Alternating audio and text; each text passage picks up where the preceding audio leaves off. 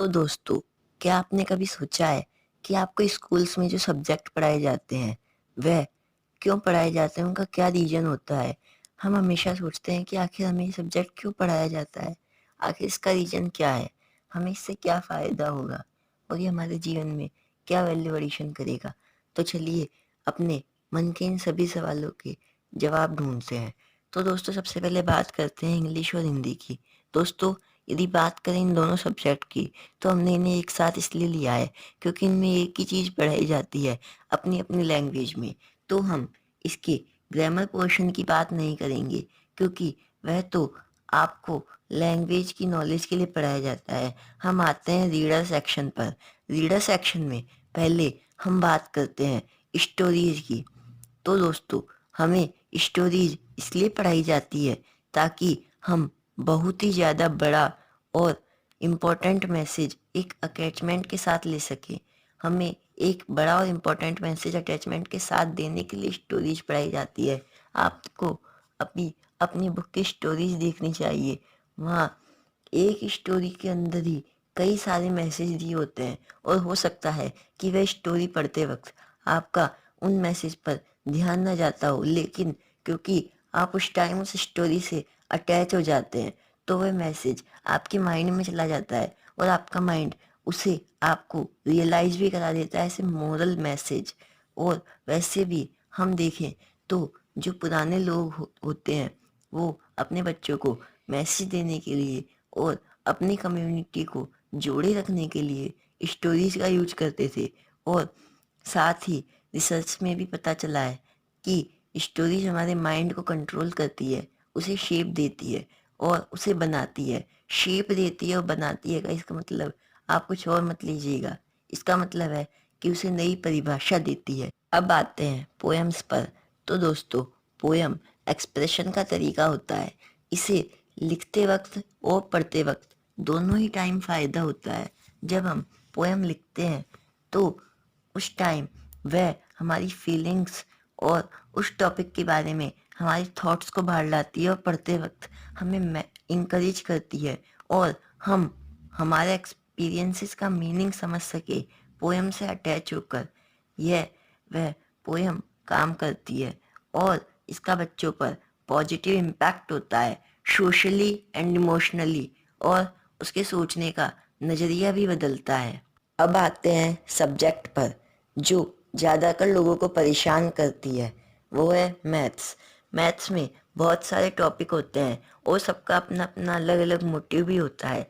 लेकिन यदि हम एक सब्जेक्ट के तौर पर मैथ को देखें तो इसे पढ़ाने के रीजन जो है वह है इंटेलेक्चुअल डेवलपमेंट। जी हाँ दोस्तों, एक रिसर्च में पाया गया कि मैथमेटिक्स बच्चों के अंदर problem solving skill, reasoning skill, creative thinking, इन चीज़ों को बढ़ाती है। और जो बच्चे मैथ्स में अच्छे होते हैं वह इन फील्ड्स में भी अच्छे होते हैं। जो मैथ्स में अच्छे ना हो वह भी इन फील्ड्स में अच्छे हो सकते हैं। लेकिन जो बच्चे मैथ्स में अच्छे होते हैं वह 99% तक इन फील्ड में भी अच्छे होते हैं। और यही है मैथ्स का रीजन। साथ ही आप देखें तो मैथ्स दूसरे सब्जेक्ट जैसे फिजिक्स, केमिस्ट्री, इन चीज़ों में भी यूज होती है और मैथ्स के बिना इन चीज़ों का कोई सेंस नहीं है।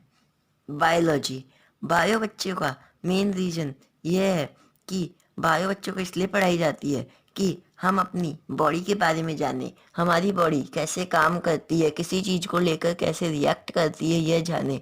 साथ ही इसके साथ सबसे मेन रीज़न ये है कि आपकी इस सब्जेक्ट में इंटरेस्ट हो तो आप डॉक्टर बनकर लोगों का इलाज कर सकें। और इस कारण से मुझे लगता है कि बायोलॉजी मोस्ट इम्पॉर्टेंट सब्जेक्ट है जिसके ना होने का सीधा असर हमारे जीवन पर, हमारी हेल्थ पर होगा, जो बाकी सब्जेक्ट का शायद ना हो। केमिस्ट्री, इसे पढ़ाने के कुछ मेन रीजन है जो हम यहाँ बताने जा रहे हैं। पहला मेन रीजन यह है कि हम अपने नेचुरल वर्ल्ड को जानें, जैसे पत्तियाँ हरी क्यों होती है, साबुन या डिटर्जेंट कैसे काम करता है, और भी बहुत सारी चीज़ें। दूसरा रीजन यह है कि हमें इसकी यदि बेसिक नॉलेज हो तो हम कोई भी जो प्रोडक्ट खरीदते हैं तो हम उसके लेबल को पढ़कर उसके अंदर यूज्ड केमिकल्स को जान सकते हैं और हमारी बॉडी पर उसके असर को भी जान सकते हैं। थर्ड रीजन है दोस्तों सिक्योरिटी। यदि आप घर में कोई केमिकल यूज करते हैं तो उस केमिकल को सेफली कैसे रखना है, यह बेसिक नॉलेज आपको स्कूल की केमिस्ट्री पढ़ने से आ ही जाती है। आप सोच रहे होंगे फिर न्यूमेरिकल्स का क्या काम? वो न्यूमेरिकल्स चाहे किसी भी सब्जेक्ट के हो दोस्तों, वो आपकी लॉजिकल रीजनिंग और प्रॉब्लम सॉल्विंग नेचर के लिए होते हैं।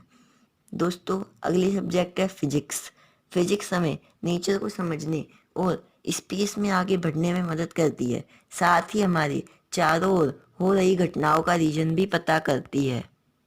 और यदि आप पूछेंगे कि उन परेशान करने वाले न्यूमेरिकल्स के बारे में, तो मेरा जवाब वही होगा जो केमिस्ट्री के लिए था, logical reasoning and problem solving skills.